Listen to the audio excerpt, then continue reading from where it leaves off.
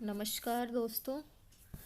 आज मैं आपके सामने कक्षा 10 के गद्य खंड है उसका पहला चैप्टर है नेताजी का चश्मा, उसे लेकर आई हूँ।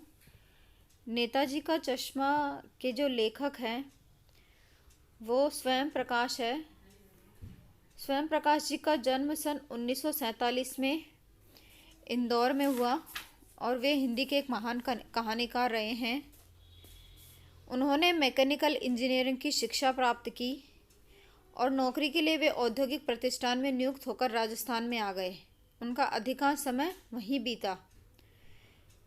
वे स्वैच्छिक सेवामुक्ति होकर भोपाल में रहे और वसुधा नामक पत्रिका के संपादक मंडल में भी रहे। 2019 में उनका निधन हुआ। उनकी कुछ रचनाएं हैं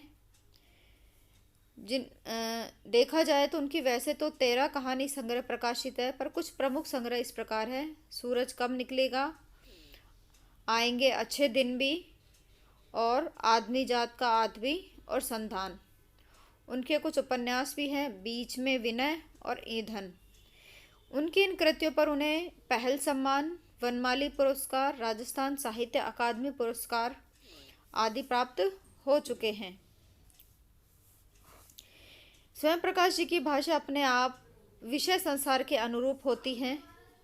वे वर्ण विषय का ऊपरी वर्णन करने के बजाय सूक्ष्मता पर अधिक ध्यान देते हैं तथा उनकी कहानियों में व्यंग्य की चेतना स्पष्ट सुनाई देती है।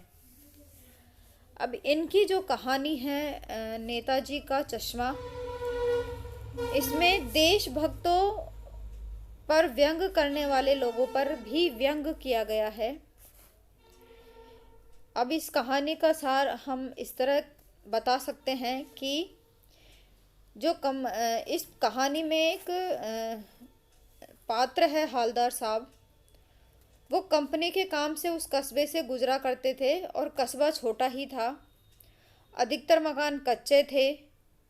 वहाँ पे एक नगर पालिका थी और उस पालिका ने सभी कस्बे के मुख्य बाजार के चौराहे पर नेताजी सुभाष चंद्र की संगमरमर की मूर्ति लगवा दी। मूर्ति देखकर लगता था कि जैसे वह मजबूरियों के कारण किसी स्थानीय कलाकार ने बनाई थी। शायद कस्बे के एकमात्र स्कूल के ड्राइंग मास्टर ने उस मूर्ति को 1 महीने में बनाकर पटकने का वादा किया था। अब उन्होंने वह मूर्ति बना दी।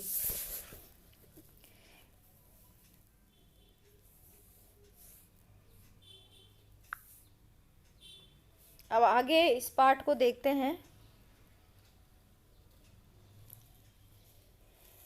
इसमें कहा गया है कि अब इस कहानी में मूर्ति के चश्मे के रहस्य को बताया गया है कि हालदार को आपको आते जाते उस मूर्ति में एक बात खटकती थी। वो ये थी कि नेताजी की आंखों में चश्मा नहीं था, यानी संगमरमर का नहीं था, और उसकी जगह किसी ने एक सचमुच का चौड़ा काला फ्रेम मूर्ति को पहना दिया था।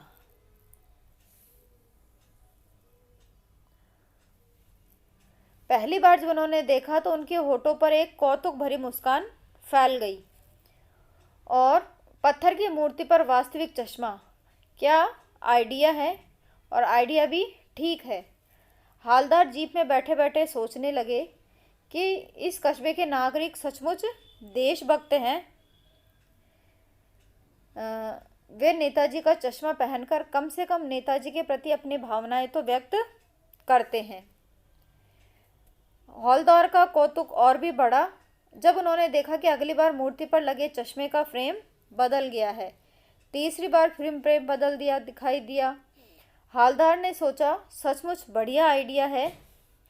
मूर्ति के कपड़े भी नहीं बदले जा सकते, लेकिन चश्मा तो बदल ही सकती है। फिर तीसरी बार देखा तो नया चश्मा था। हालदार साहब को आदत पड़ गई थी।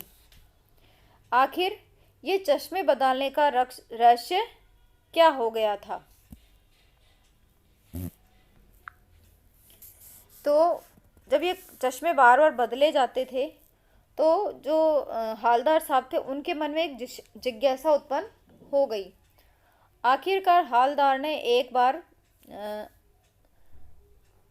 कस्बे से गुजरते समय चौराहे पर अपनी जीप रुकवा ली और जो चौराहे पर बैठे पान वाले से पूछा कि नेताजी के चश्मे के फ्रेम कौन बदलता है। पान वाला मोटा सा खुश मिजाज आदमी था। उसने बताया कि फ्रेम कैप्टन चश्मे वाला बदलता है। अगर किसी ग्राहक को मूर्ति पर लगा चश्मा पसंद हो तो वह चश्मा ग्राहक को देकर कैप्टन की मूर्ति पर नया चश्मा फिट कर देता है, परंतु वह सुभाष की मूर्ति को बिना चश्मे के नहीं रहने देता, मानो इससे उसे कोई चोट लगती हो। हालदार ने पान वाले से पूछा कि मूर्ति का ओरिजिनल चश्मा कहाँ गया। पान वाले हंसते हुए बताया कि उसे मास्टर बनाना भूल गया।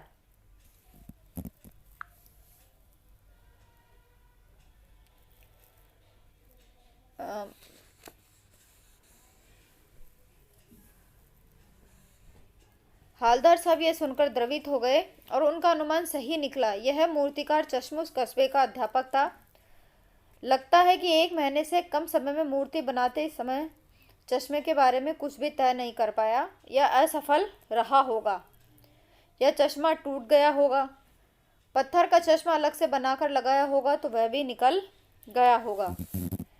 कैप्टन, अब इसके बाद जो हालदार साहब है उनकी कैप्टन चश्मे वाले से भेंट होती है।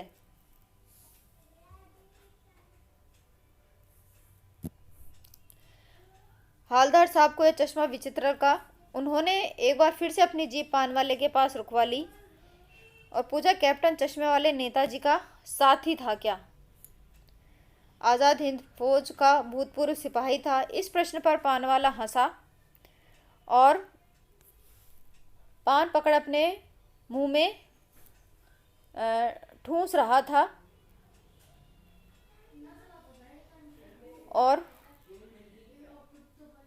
पान वाले पर हंसा और मुस्कुराकर बोला, वो लंगड़ा क्या फौज में जाएगा? वो पागल है। वो देखो आ रहा, उसी से बात कर लो, फोटो वोटो चिपका दो कहीं पे। हालदार साहब को पान वाले देशभक्त का ऐसा मजाक उड़ाना अच्छा नहीं लगा।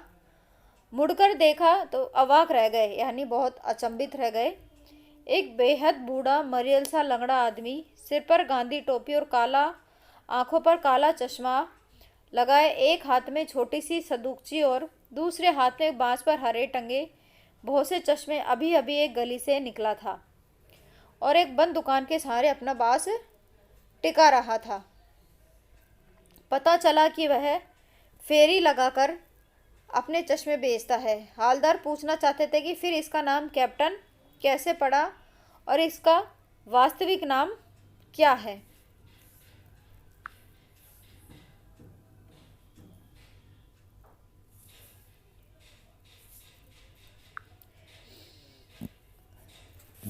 हालदार साहब को परंतु न पान वाले को फुर्सत थी और न ही जीप के ड्राइवर के पास। उस दिन के बाद कोई 2 साल तक लगातार वे आते जाते मूर्ति को देखते रहते। कभी चश्मा गोल होता, कभी चौकोर, तो कभी लाल, कभी काला, कभी धूप का चश्मा, कभी बड़े कांचों वाला गोगो चश्मा, पर कोई ना कोई चश्मा होता जरूर। उस धूल भरी यात्रा में हालदार साहब को कौतुक और प्रफुल्लता के कुशन देने के लिए। अब इसी बीच कैप्टन की मृत्यु हो गई। एक बार ऐसा हुआ कि मूर्ति के चेहरे पर कोई भी कैसा भी चश्मा नहीं था। उस दिन पान वाले की दुकान भी बंद थी, चौराहे की अधिकांश दुकानें बंद थी। अगली बार मूर्ति की आंखों पर चश्मा नहीं था। हालदार साहब ने पान खाया और धीरे से पान वाले से पूछा, क्यों भाई, क्या बात है, आज तुम्हारे नेताजी की आंखों पर चश्मा नहीं है? पान वाला उदास हो गया और उसने पीछे मुड़कर पान का नीचे थूका और सिर झुकाकर अपनी धोती के सिरे से आंखें पोंछता हुआ बोला, साहब कैप्टन मर गया। यह सुनकर हालदार साहब उदास होकर जीप में बैठकर चले गए और सोचने लगे कि उस देश का क्या होगा जहाँ के निवासी देशभक्त बलिदानियों पर हंसते हैं और स्वयं बिकने के लिए मौके ढूंढते हैं।